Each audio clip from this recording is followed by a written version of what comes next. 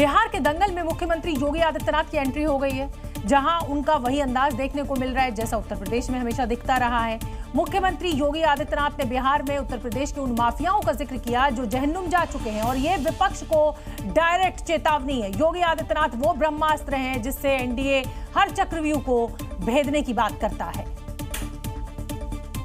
और इसलिए शुरुआत बिहार के दानापुर और सहरसा से हो रही है। पटना एयरपोर्ट पहुंचते ही सीएम योगी ने विक्ट्री साइन दिखाकर फ्यूचर प्लान बता दिया है कि बिहार में फिर एनडीए की सरकार बनने वाली है।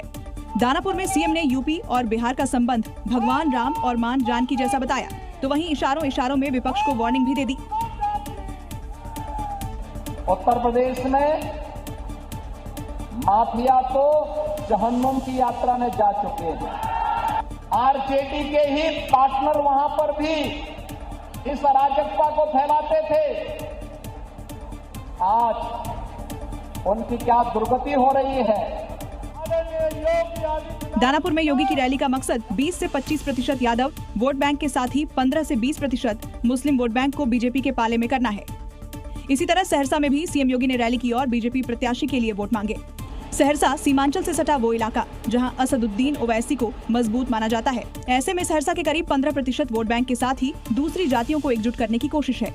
सीएम योगी बिहार में करीब 20 जनसभाएं करेंगे और उनको जिम्मा ऐसी सीटों का दिया गया है जो एनडीए के लिए चुनौती साबित हो सकती है, लेकिन योगी दाम से विपक्ष चारों खाने चित्त भी हो सकता है। मुख्यमंत्री योगी आदित्यनाथ की बिहार में एंट्री के साथ ही विकास वर्सेस बुर्के वाली सियासत शुरू हो गई है। एक तरफ विपक्ष जो चुनाव आयोग की बुर्का हटाकर वोट देने के फैसले को गलत कह रहा है, तो मुख्यमंत्री योगी आदित्यनाथ ने साफ कर दिया है कि पहचान तो बतानी ही पड़ेगी।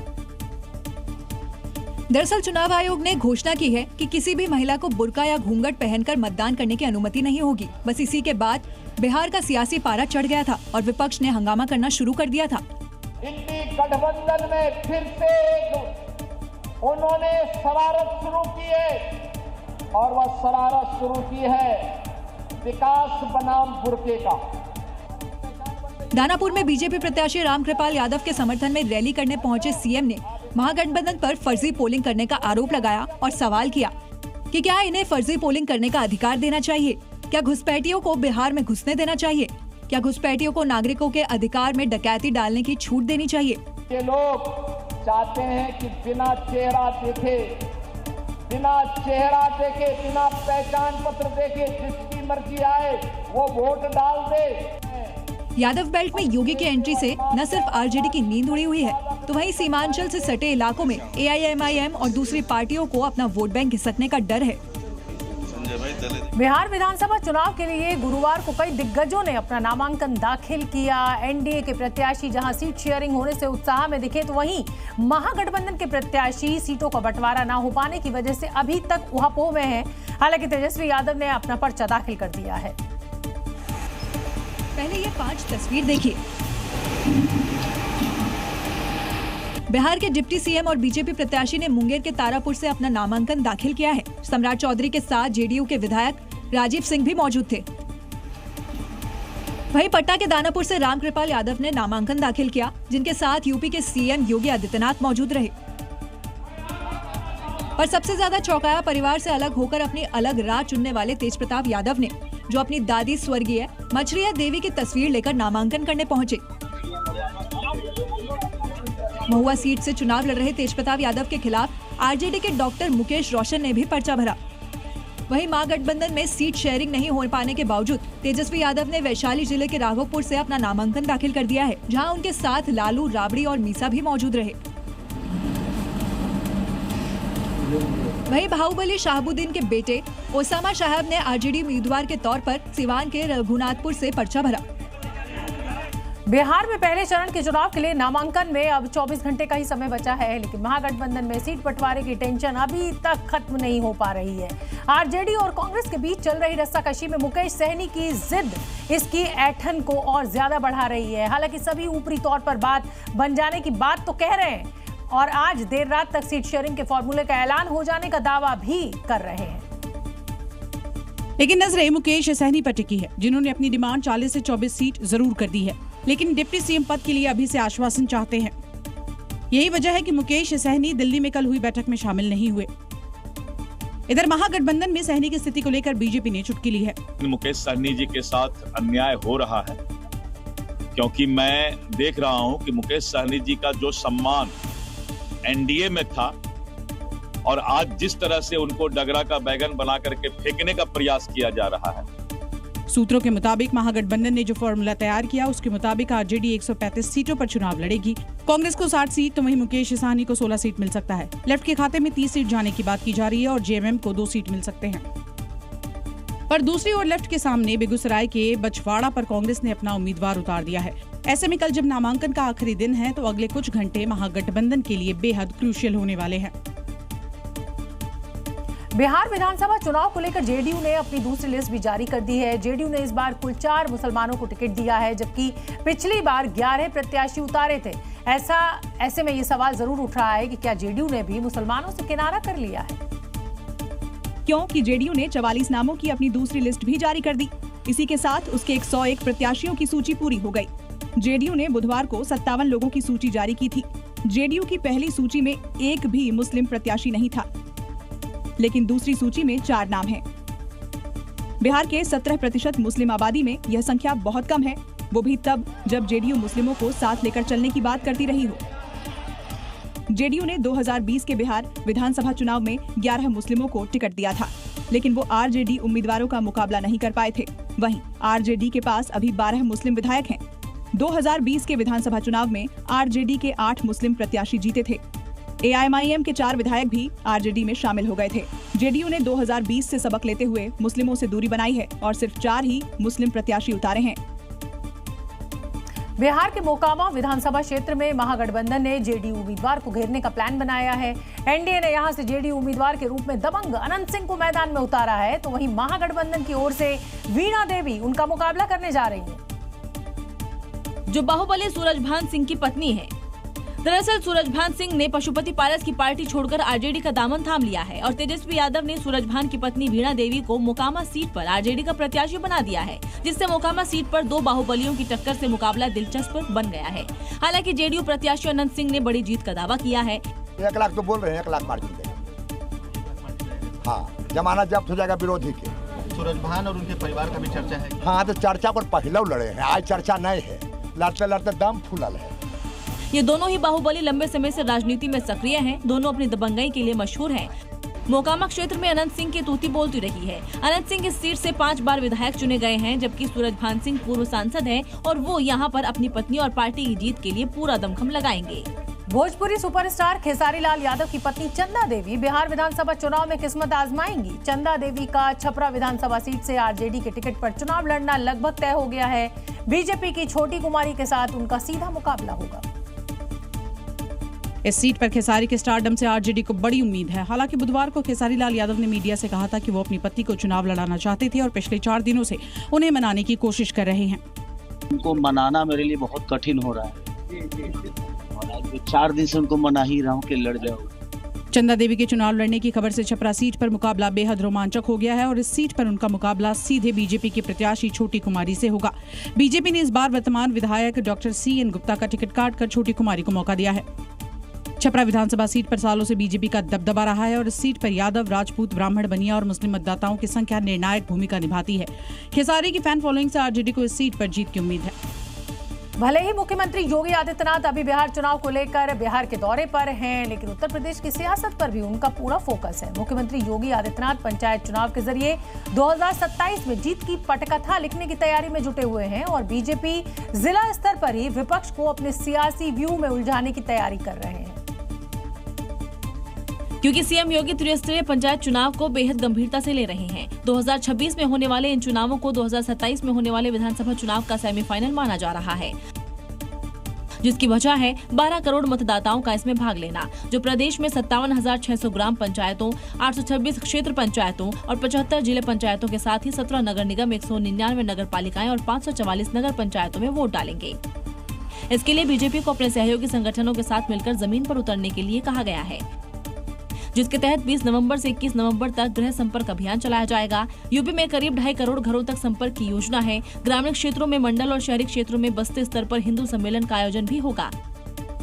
हालांकि सपा ये चुनाव नहीं लड़ेगी, जिस पर उसने अपने तर्क दिए हैं। लेकिन कहीं ये सीएम योगी के रचे हुए चक्रव्यूह का खौफ तो नहीं, जिसमें फंसकर सपा 2027 से पहले शहीद होने से बचना चाहती है, क्योंकि योगी और बीजेपी तो इस चुनाव के लिए भी पूरे जोश में है। इधर बिहार में विधानसभा चुनाव का दौर है, लेकिन साथ ही छठ की तैयारियां भी पूरे जोर शोर से चल रही हैं।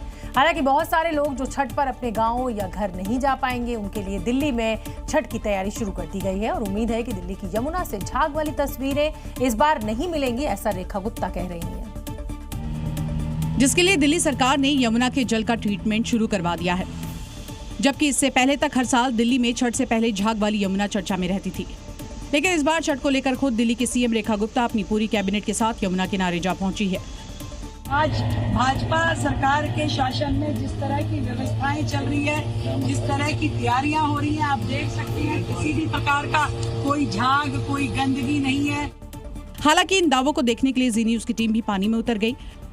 ये तस्वीरें आपको दिखा देते हैं, क्योंकि अक्सर यहाँ पर जो तस्वीरें नजर आती है वो झाग भरी हुई नजर आती है। पूरी यमुना जो है झाग से भरी हुई होती है, लेकिन इस बार कोशिश कर रही है सरकार की जो झाग है वो महापर्व पर, छठ महापर्व पर नजर ना आए। तस्वीरें सुकून तो दे रही हैं, लेकिन कब तक, इंतजार अब इसी बात का है। उत्तरकाशी में थूकने का वीडियो सामने आया है। यहाँ एक रेस्टोरेंट में रोटी बनाने के दौरान शख्स रोटी पर थूक रहा है। आरोपी विशेष समुदाय का कहा जा रहा है। वीडियो वायरल होने के बाद अब हिंदू संगठन मैदान में आ गए हैं और रेस्टोरेंट के खिलाफ जमकर नारेबाजी की। हिंदू संगठनों ने अपनी दुकान बंद रखकर थूक जिहाद के खिलाफ गुस्सा जाहिर किया। जिस तरह से देवभूमि में थूक जिहाद की इस घटना के बाद एहतियातन उत्तरकाशी में पुलिस बल की तैनाती की गई है, ताकि हालात न बिगड़े। ऐसे अनेक जिहादी यहाँ पे एक्टिव हो रखे उत्तरकाशी के अंदर। पिछले दिन की कुछ घटना देखी होगी आपने, जो लड़कियों के वीडियो बना रहा था। दरअसल उत्तरकाशी के जायका होटल में थूक जिहाद हो रहा था। वीडियो को देख सकते हैं कैसे रोटी बनाते हुए उस पर थूक रहा है। पुलिस ने आरोपी के खिलाफ मामला दर्ज करके उसे गिरफ्तार कर लिया है। थूका जा रहा है, तो वो फुटेज जो है हमको प्राप्त हुई है, लोगों ने जो उसको रंगे हाथ पकड़ा है, तो हमने कोतवाली उत्तरकाशी में संबंधित धाराओं में जो है उसके खिलाफ विधिक कार्रवाई कर ली है। साथ ही पुलिस ने अब खाद्य विभाग को जांच के लिए बुलाया है, ताकि रेस्टोरेंट की भी जांच की जा सके। देश के मशहूर हेयर स्टाइलिस्ट जावेद हबीब इस बार अपने नए हेयर कट या स्टाइल नहीं, बल्कि ठगी के आरोपों को लेकर सुर्खियों में हैं। और जावेद हबीब और उनके बेटे पर फ्रेंचाइजी देने के नाम पर लोगों से करोड़ों की ठगी करने का आरोप लगा है। संभल पुलिस उनकी तलाश में दिल्ली पहुंची है, लेकिन दोनों ही फरार चल रहे हैं। बालों की दुनिया में स्टाइल का नाम जावेद हबीब, लेकिन अब वही नाम फंस गया है ठगी के आरोपों में। संभल पुलिस ने जावेद हबीब के दिल्ली वाले घर पर दबिश दी, लेकिन बाप बेटे दोनों गायब मिले। पुलिस के पास सर्च वारंट था, इसलिए घर की तलाशी भी ली गई। कुछ लोगों के द्वारा पुलिस को अप्रोच किया गया, उनके साथ बड़े लेवल पे फ्रॉड हुआ है। पुलिस द्वारा प्रथम दृष्टया जांच करने पे जावेद हबीब, उनके बेटे अनौस और सैफुल्ला नाम के 3 लोगों के द्वारा इसमें फ्रॉड करना प्रकाश में आया था। संभल पुलिस ने दोनों के खिलाफ 33 केस दर्ज किए हैं। इससे पहले पुलिस ने 12 अक्टूबर तक जांच में पेश होने का नोटिस दिया था। अब हबीब की तलाश में मुंबई तक पुलिस दबिश देगी। जावेद हबीब संभल पुलिस के रडार पर है, यानी स्टाइल से ठगी तक की ये कहानी अब कोर्ट के चक्कर कटवाएगी। दीपावली के त्योहार में सिर्फ 3 दिन बचे हैं। बाजारों में रौनक है और इसी त्योहारी सीजन में किसी तरह की गड़बड़ी ना हो, इसके लिए दिल्ली पुलिस पूरी तरह से अलर्ट मोड पर नजर आ रही है। त्योहारों की चहल पहल के बीच राजधानी में ऑपरेशन आघात 2.0 के तहत सुरक्षा के पुख्ता इंतजाम किए गए हैं। सड़कों पर पेट्रोलिंग बढ़ा दी गई है और तो और पुलिस ने लोगों को सुरक्षा का भरोसा भी दिलवाया है। त्योहारों का मौसम, भीड़ भाड़ भरे बाजार और चारों तरफ दिवाली की रौनक। लेकिन इसी रौनक के बीच दिल्ली पुलिस भी पूरी चौकसी के साथ मैदान में उतर चुकी है। भीड़ भाड़ वाले इलाकों में डॉग स्क्वाड और बॉम्ब स्क्वाड की टीमें भी सक्रिय हैं। हर संदिग्ध गतिविधि पर नजर रखी जा रही है। दिल्ली पुलिस ने ऑपरेशन आघात 2.0 के तहत कई आरोपियों को पकड़ा और उनके पास से हथियार, नकदी, शराब और चोरी का सामान बरामद हुआ।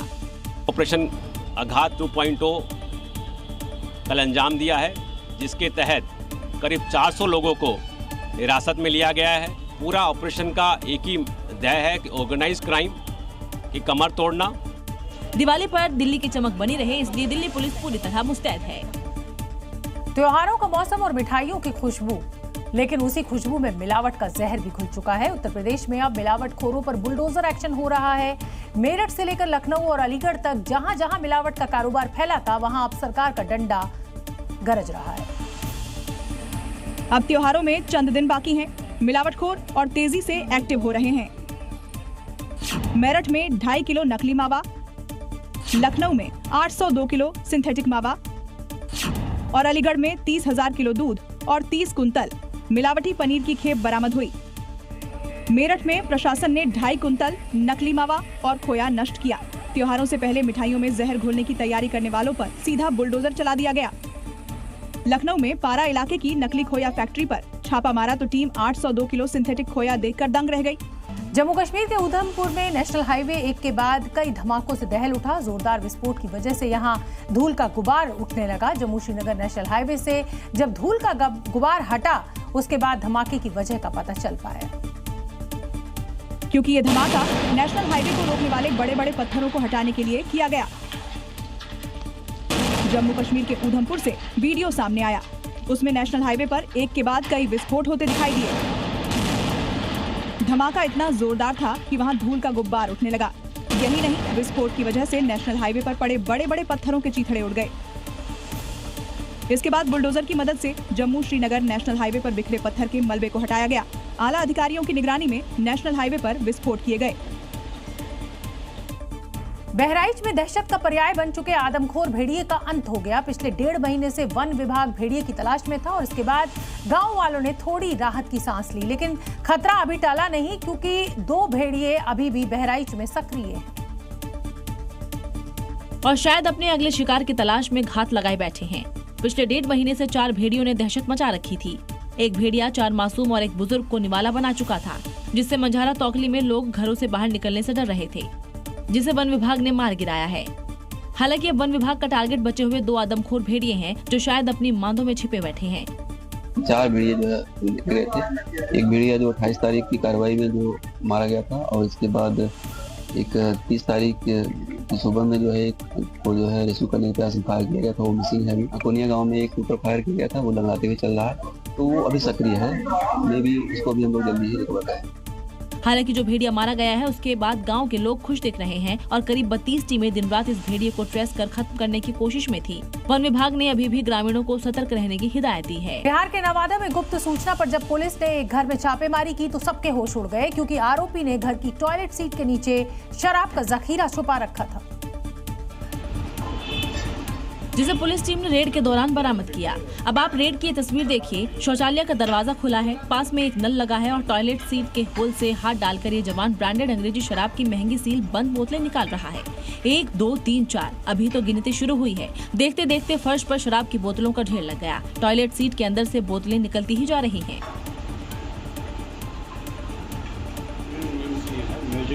आरोपी शख्स का नाम बिक्की कुमार है। पुलिस से घिरे इस तस्कर ने शराब की खेप छिपाने के लिए घर में टॉयलेट सीट के नीचे एक तहखाना बनवा रखा था, जिसके अंदर से ये अंग्रेजी शराब की खेप बरामद हुई। पुलिस ने 29 बोतल बरामद शराब, 5,850 रुपए कैश, मोबाइल और एक स्कूटी भी जब्त की। बिहार में शराब बैन है, ऐसे में चुनाव से ठीक पहले भारी मात्रा में शराब की बरामदगी कई सवाल खड़े करती है। रामनगरी में भव्य दीपोत्सव की तैयारियां जोरों पर है। इस साल 26 लाख दियों से रामनगरी अयोध्या जगमग होगी, तो वहीं लेजर लाइट शो के साथ साथ राम की पैड़ी पर पुष्पक विमान भी दीपोत्सव में स्थापित किया जाएगा, जिसकी मनमोहक तस्वीरें सीधे अयोध्या से सामने आई हैं। देखिए, राम की पैड़ी के सभी 56 घाटों पर दिए बिछाने का काम शुरू हो चुका है। वहीं दूसरी तस्वीर पुष्पक विमान की है। तीसरी तस्वीर में पंचमुखी हनुमान प्रतिमा और राम रथ के साथ हनुमान जी नजर आ रहे हैं। वहीं चौथी तस्वीर लेजर शो की है। राम की पैड़ी के सभी 56 घाटों पर दिए अभी से बिछाए जा रहे हैं। इस साल 19 अक्टूबर को दीपोत्सव में 26 लाख दियों से अयोध्या नगरी जगमग होगी, तो वहीं पुष्पक विमान भी राम पैड़ी पर स्थापित किया जाएगा। इसके साथ राम रथ और पंचमुखी हनुमान प्रतिमा भी बनारस से आए कलाकारों ने दिन रात एक कर तैयार किए हैं। ये भव्य झांकियां दीपोत्सव में 4 चांद लगाएंगी। वहीं 19 अक्टूबर को होने वाले दीपोत्सव से पहले अयोध्या में राम की पैड़ी पर लेजर और लाइट शो का ट्रायल भी किया गया।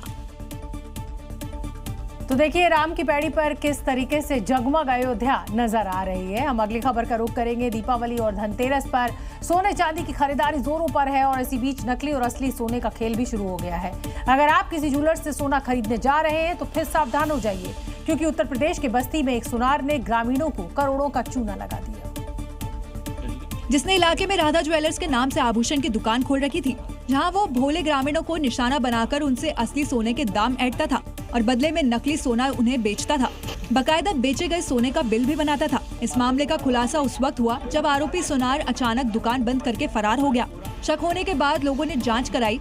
पता चला कि बेचे गए आभूषण पर सोने की पॉलिश थी, लेकिन असल में वो नकली थे। डुप्लीकेट निकल गया। लगभग एक हफ्ते बाद पता चला। कैसे पता चला? तो ले जाके हम चेक कराए। सबसे पहले हम ही चेक कराए थे। बताया गया कि आरोपी ने सैकड़ों लोगों को झांसा देकर करीब 2 करोड़ रुपए की ठगी की। भारत में सोने की बढ़ती कीमत के साथ ही सोने की तस्करी भी तेज हो गई है और इसे देखते हुए देश के सभी एयरपोर्ट्स पर कस्टम डिपार्टमेंट ने सुरक्षा कड़ी कर दी है। इसी कड़ी में हैदराबाद एयरपोर्ट पर सोने का एक शातिर तस्कर पकड़ा गया, जिसे तस्कर ताले के अंदर छुपाकर ला रहा था। विदेश मूल के इस गोल्ड स्मगलर ने दरवाजे में लगने वाले डोर लॉक के अंदर बेहद ही शातिर तरीके से गोल्ड को छुपा रखा था। लॉक के अंदर के पार्ट्स को सोने से बनाकर लॉक में फिट किया गया था। डीआरआई की टीम ने 2 करोड़ 37 लाख रुपए के 1 किलो 798 ग्राम गोल्ड बरामद किया है। एयर अरेबिया की फ्लाइट से शारजाह से आ रहे इस यात्री की संदिग्ध हरकत की वजह से टीम ने उसके लगेज की चेकिंग की तो उसमें 2 डोर लॉक सेट मिले, जिसमें 24 कैरेट के 5 गोल्ड बार को फिट किया गया था। यही नहीं, 2 गोल्ड बार को सूरजमुखी के बीज की तरह काटकर बीज के पैकेट में रखा गया था, लेकिन टीम ने चेकिंग में इसे भी बरामद कर लिया। डीआरआई अब इस स्मगलर से पूछताछ में जुटी है। दिवाली पास आते ही घर जाने की तैयारियों में जुटे लोगों की जेब पर बसों के किराए का भारी बोझ पड़ने वाला है। नोएडा से लखनऊ, प्रयागराज, गोरखपुर और वाराणसी के लिए निजी एसी बसों का किराया कई गुना बढ़ गया है। सामान्य दिनों में नोएडा से लखनऊ के लिए इन बसों का किराया 600 से 700 रुपए रहता है और अब 5000 तक पहुंच चुका है। कानपुर का किराया पहले 700 से 900 रुपए तक था, जो 3500 तक पहुंच गया है। वाराणसी का किराया 5770 और गोरखपुर का 7304 और प्रयागराज का 7350 रुपए तक ये किराया पहुंच चुका है।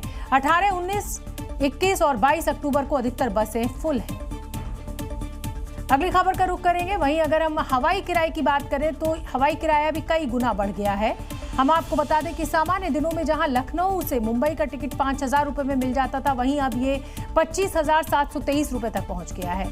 इसी तरह लखनऊ से दिल्ली का किराया जो सामान्य दिनों में 3000 रुपए के आसपास रहता था, अब 22,165 रुपए तक पहुंच गया है। रेलवे ने बिहार, मुंबई, पंजाब और जम्मू रूट्स पर कुछ पूजा स्पेशल ट्रेनें शुरू की हैं, लेकिन ये मांग के सामने नाकाफी साबित हो रही हैं। अगली खबर का रुख करेंगे और मध्य प्रदेश के इंदौर में 24 किन्नरों ने एक साथ फिनाइल पी ली। फिनाइल पीने की वजह शोषण और ब्लैकमेलिंग बताई जा रही है। हालांकि समय रहते यहां पुलिस पहुंच गई और सभी किन्नरों को अस्पताल में भर्ती करा दिया गया। और ये तस्वीरें देखिए, जब एक साथ 24 किन्नरों ने फिनाइल पी लिया।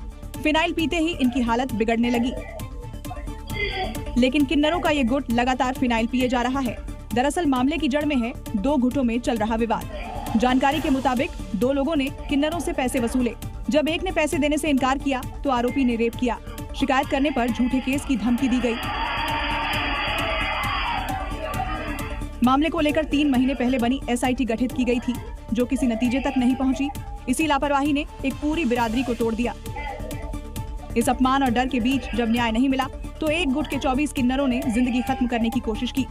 बाजार में सावधान रहना चाहिए, सतर्क रहना चाहिए और ऐसा हम इसलिए कह रहे हैं क्योंकि त्योहारों का मौसम है। ऐसे में चोरों का जो गैंग है वो भी एक्टिव है। अगर आप सतर्क नहीं रहेंगे तो आपके साथ चोरी जैसी कोई भी वारदात कहीं भी किसी भी समय हो सकती है। अहमदाबाद पुलिस ने मॉक ड्रिल करके लोगों को सतर्क किया, जिससे लोगों को ऐसी वारदातों से बचने के लिए सावधान किया जा सके। अहमदाबाद के भद्रा बाजार में पुलिस ने हजारों की भीड़ के बीच मॉक ड्रिल को अंजाम दिया। सबसे पहले इस शख्स को देखिए, बेटे को गोद में लिए आराम से खड़ा है। उसे अपने सामान की फिक्र नहीं है। तभी एक मुंह में दुपट्टा लगाए महिला बैग की चैन ओपन कर लेती है। तभी इसका ध्यान पीछे जाता है।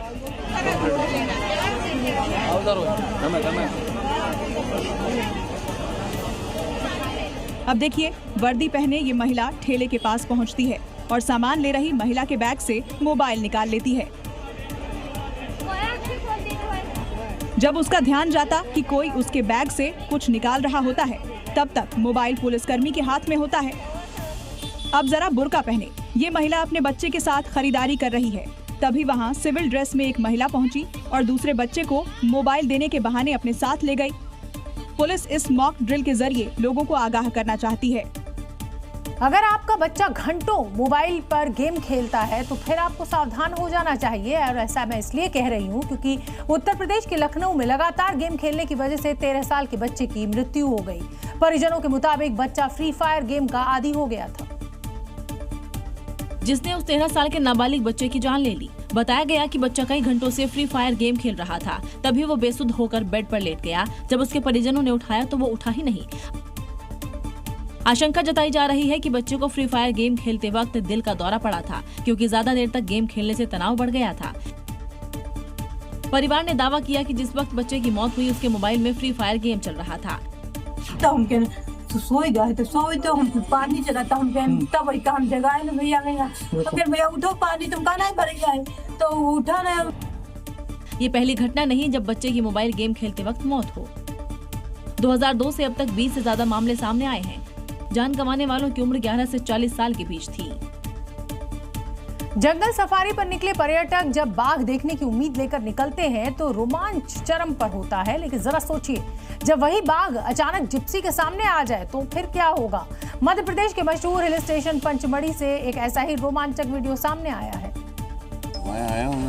जहां टाइगर के दीदार ने पर्यटकों का रोमांच पल भर में डर में बदल दिया। अरे धीरे चलने देना, इतना क्यों घबरा रहा है? धीरे चलने तो ऊपर हो जाएगा वो भैया। हाँ, कैसे जाएगा? पंचमढ़ी के घने जंगलों में सफारी पर निकले कुछ सैलानियों को उस पल का इंतजार था जब उनकी नजर बाघ पर पड़े और फिर वो पलाया भी, लेकिन जैसे जैसे बाघ करीब आया जिप्सी में बैठे सैलानियों की सिट्टी पिट्टी गुम हो गई। हे भगवान, भैया जी को अटैक तो नहीं करता? नहीं करेगा। ड्राइवर ने गाड़ी रिवर्स गियर में डाल दी और जोश की जगह अब डरने लगी। खैर थोड़ी राहत की सांस मिली। पंचमढ़ी का ये टाइगर मोमेंट बताता है कि जंगल में असली किंग कौन है और रोमांच कभी कभी डर की हद तक पहुंच जाता है। अगली खबर का रुख करेंगे। बारिश का मौसम खत्म होते ही रिहायशी इलाकों में भरा पानी भी अब कम होता नजर आ रहा है, लेकिन पानी कम होने के साथ ही मुसीबतें यहां पर बढ़ना शुरू हो गई हैं, क्योंकि अब जलीय जीव लोगों के लिए यहां परेशानी का सबब बन रहे हैं। और हरदोई में मगरमच्छ सड़क पर आ गया। कई फीट लंबे मगरमच्छ को देखकर लोगों में दहशत फैल गई, जिसके बाद ग्रामीणों ने वन विभाग को सूचना दी। वन विभाग की टीम समय पर नहीं आने के बाद ग्रामीणों ने ही मगरमच्छ को पकड़ लिया। तस्वीरें देखिए कैसे मगरमच्छ को रस्सियों में बांधा जा रहा है। इस दौरान वन विभाग के कर्मचारी पहुंचे तो वो ग्रामीणों को टॉर्च से लाइट दिखाते कैमरे में कैद हुए। ग्रामीणों ने रस्सियों से बांधकर मगरमच्छ को पीठ पर लाद लिया और उसे सुरक्षित स्थान पर ले जाकर छोड़ दिया।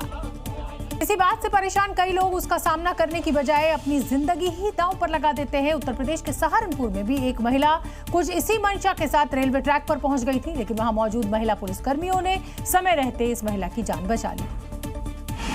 अपनी जान देने की मंशा पाले पीड़ित महिला ट्रैक पर पहुंच चुकी थी और दूसरी तरफ से उसकी मौत सायरन बजाते हुए चली आ रही थी, लेकिन महिला पुलिसकर्मियों की टीम ने उसे समय रहते ट्रैक से हटा लिया। दरअसल सहारनपुर के कुतुबशेर इलाके में मिशन शक्ति के तहत एंटी रोमियो की टीम एक अभियान के लिए इलाके में गई हुई थी। पेट्रोलिंग के दौरान वो भैरव मंदिर के रेलवे पुल की तरफ पहुंची हुई थी। इसी दौरान ये महिला ट्रैक पर कूदने ही वाली थी कि टीम ने दौड़कर उसे ट्रैक से खींच लिया। पुलिस के बचाने के बाद भी महिला उनके साथ संघर्ष करती रही। महिला पुलिस ने महिला पर काबू पाया और किसी तरह की परेशानी होने पर पुलिस के पास आने को कहा। रफ्तार में वाहन चलाना यानी हादसों को दावत देना, लेकिन लोग मानते कहाँ हैं। खाली सड़क देखी नहीं कि गाड़ी को जहाज बना देते हैं। झारखंड की राजधानी रांची में भी एक कार जहाज बनकर उड़ान भरने ही वाली थी, लेकिन बाल बाल बच गई और सड़क किनारे बनी रेलिंग पर अटक गई। राजधानी रांची के रिंग रोड पर हुए इस हादसे को देख हर कोई हैरान है, जिसमें ये वाहन रेलिंग के ऊपर से नीचे गिरते गिरते बच गई है। जिस तरह से ये रेलिंग के ठीक ऊपर है, वहां से नीचे गिरने का मतलब गाड़ी में सवार हर एक शख्स की गारंटीड मौत। लेकिन ये उनकी किस्मत ही थी कि गाड़ी हवा में उड़ी जरूर, लेकिन रेलिंग पर फंस गई। क्या गाड़ी थोड़ा सा मिस्टेक कि सीधे नीचे चल जाता, थोड़ा सा करीब बच गया। बहुत हाई स्पीड में था भाई। शहर के बाहर मौजूद ये रिंग रोड का ज्यादा इस्तेमाल नहीं होने की वजह से ये खाली ही रहता है, जिसे देखते ही रफ्तार के शौकीनों का एडवेंचर जाग जाता है। इलाके में अक्सर ऐसे हादसे होते रहते हैं, लेकिन लोग हैं कि मानते नहीं। मध्य प्रदेश के कटनी में एक कलेक्टर ने दिखा दिया कि पद से बड़ा दिल होता है। निरीक्षण के दौरान कलेक्टर आशीष तिवारी ने बड़ी ही शालीनता से बुजुर्ग की समस्या सुनी और कार्रवाई के निर्देश भी दिए। और वो सिर्फ एक आदेश नहीं बल्कि संवेदनशीलता की मिसाल बन गया। मामला ढीमरगढ़ तहसील का है, जिसने हर किसी को भावुक कर दिया। कहाँ की बात है? बुजुर्ग महिला अपने लड़खड़ाती आवाज में बताया कि मेरी जमीन पर कब्जा कर लिया गया है। बस इतना सुनना था, कलेक्टर ने वहीं खड़े होकर आदेश दे दिया। मौके पे जाके देख के आओ। ठीक है, जरूरत पड़े तो करीब 80 साल के बुजुर्ग झुकी कमर और कांपते कदमों से कलेक्टर के पास न्याय की उम्मीद के लिए पहुंची थी। कलेक्टर आशीष तिवारी के संवेदनशीलता ने सबका दिल जीत लिया। क्रिकेट का सबसे अनोखा मैच, धर्म और खेल का अद्भुत संगम, 2025 का सबसे बड़ा रोमांच, आस्था और उत्साह का प्रतीक सनातन क्रिकेट लीग बहुत जल्द सिर्फ जी न्यूज पर।